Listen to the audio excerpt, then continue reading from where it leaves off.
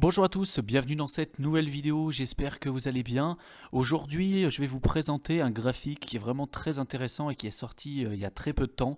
Ça a été sorti le 22 février, donc je ne sais pas encore à quel moment vous allez regarder cette vidéo. En tout cas, elle est toujours d'actualité à l'heure où je tourne justement cette vidéo, pour que vous puissiez avoir une vision un peu plus objective de où est-ce qu'on va pour le prochain bull market qui risque d'arriver là dans les temps à venir avec l'arrivée du troisième halving sur le Bitcoin. Et justement, c'est un analyste qu'on suit nous pas mal sur TradingView qui s'appelle Trading Shot et qui est vraiment très pertinent à chaque fois dans les analyses qu'il présente. Et là récemment il en a sorti une avec un ratio 51-49% qu'on voulait justement vous présenter dans cette vidéo. Donc vraiment restez jusqu'à la fin puisque je pense que vous allez apprendre pas mal de choses et ça vous donnera une vision un peu plus objective de où est-ce qu'on risque de se diriger pour le prochain bull market. Comme d'habitude, on vous mettra tous les liens en description de la vidéo pour que vous puissiez creuser un petit peu de votre côté aussi et puis prendre finalement ces données là pour prendre des décisions concrètes pour vos propres investissements.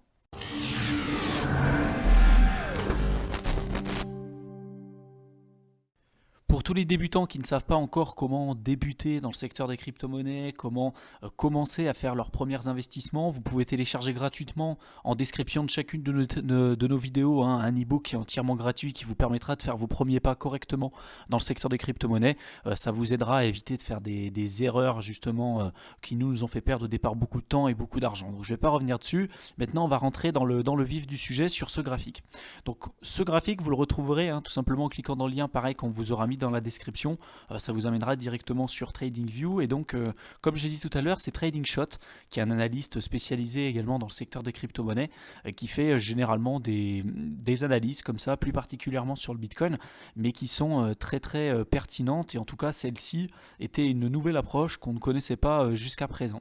Donc ce que vous pouvez remarquer c'est que en général là c'est pointillé, c'est à chaque fois un épisode de halving. Donc là vous voyez on a eu un premier halving en novembre 2012, le 26 novembre 2012, on en a eu un autre le 27 juin 2016 et puis également là on en a un autre qui devrait arriver vers le 11, entre le 11 et le 20 mai 2020, ça change un petit peu en fonction du hash rate et puis du réseau, mais bon ça sera à peu près de toute façon dans ces eaux là.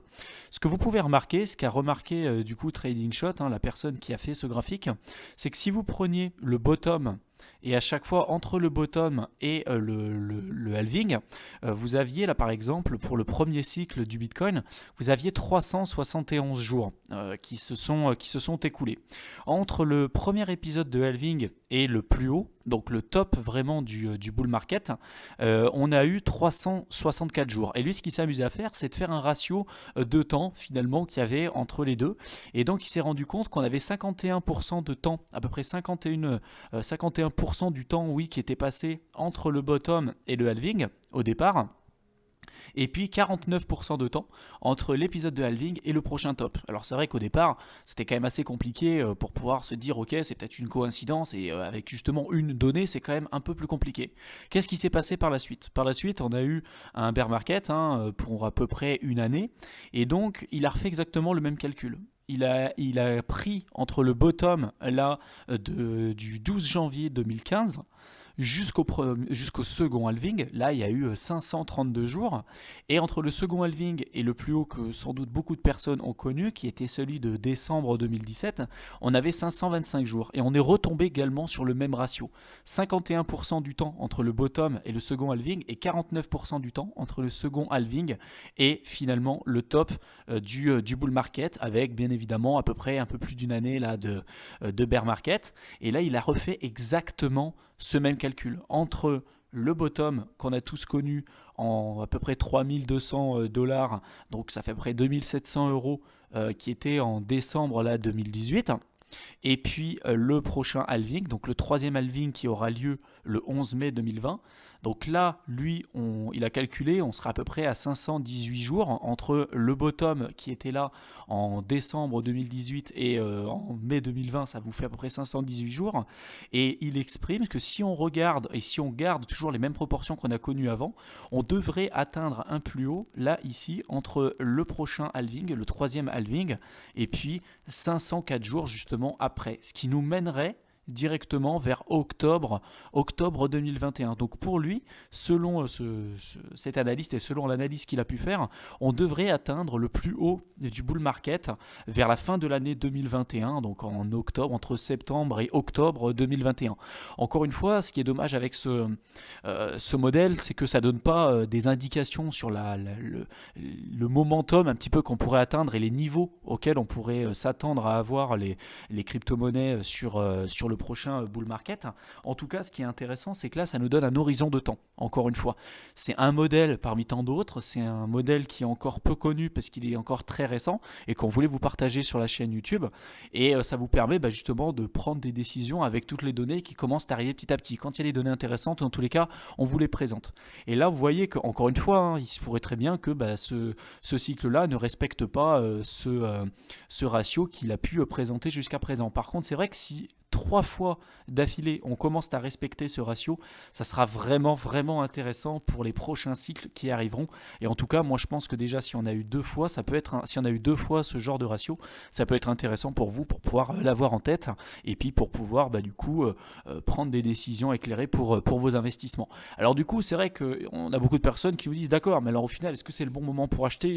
Qu'est-ce qu'on fait quoi si finalement on sait à peu près quand est-ce qu'il faut vendre, que le prochain bull market, ça sera là-bas, ça sera sur la fin de l'année 2021. Est-ce que réellement ça vaut le coup qu'on investisse maintenant ou non quoi. Donc ça, encore une fois, ma réponse, elle sera toujours la même et ça reviendra à une vidéo qu'on vous a déjà présentée sur la chaîne YouTube qui présentait la stratégie du dollar cost averaging. Je vous mettrai un lien en description de la vidéo qui vous explique en fait tout simplement qu'il vaut mieux rentrer à des positions régulières avec finalement des montants que vous aurez déterminés au départ. Si vous devez investir 1000 euros, il vaut mieux investir 100 euros par semaine pendant 10 semaines que d'investir 1000 euros d'un coup. Parce que vous serez du coup moins soumis aux aléas du marché, que ce soit à la hausse ou à la baisse. Vous aurez l'aspect psychologique qui permettra, qui ne sera pas aussi puissant que si vous avez tout investi d'un seul coup, parce que vous pouvez très bien acheter au plus haut ou au plus mauvais moment.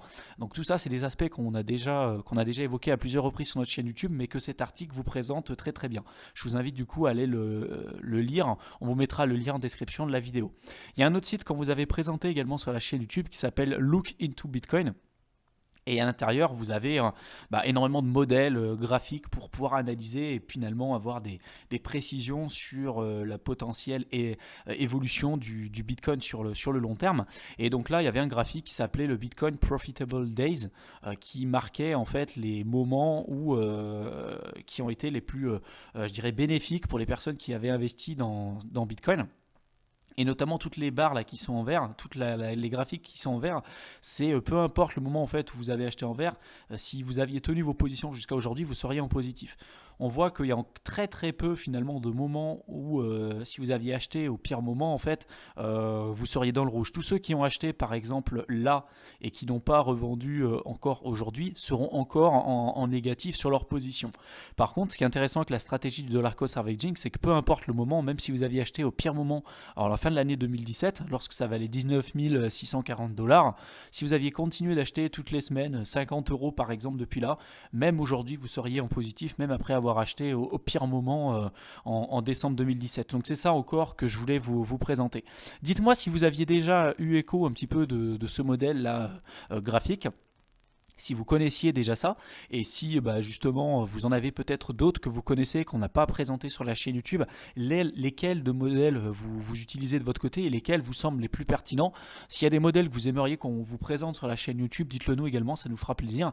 Mais je pense que ça peut être pas mal de pouvoir regarder un petit peu ensemble les modèles qui vous semblent intéressants, ceux qui sont complètement à mettre de côté, comme par exemple le modèle du stock to flow, etc. C'est un modèle qui est très connu et que nous on utilise de notre côté. Est-ce que c'est un modèle que vous utilisez ou est-ce qu'il y en a d'autres qui vous semblent pertinents? Je pense que ça peut être intéressant d'échanger en section commentaires sur ce sujet-là également. S'il y a des sujets que vous aimeriez qu'on traite, comme d'habitude sur la chaîne YouTube, dites-le nous, ça nous fera extrêmement plaisir, comme à chaque fois, de pouvoir répondre à vos interrogations. Et puis pour tous ceux qui veulent aller plus loin avec nous, comme d'habitude, vous avez tous les liens qu'il faut en description de chacune de nos vidéos. Je vous souhaite une excellente fin de soirée, j'espère vous retrouver dans une prochaine vidéo. Salut!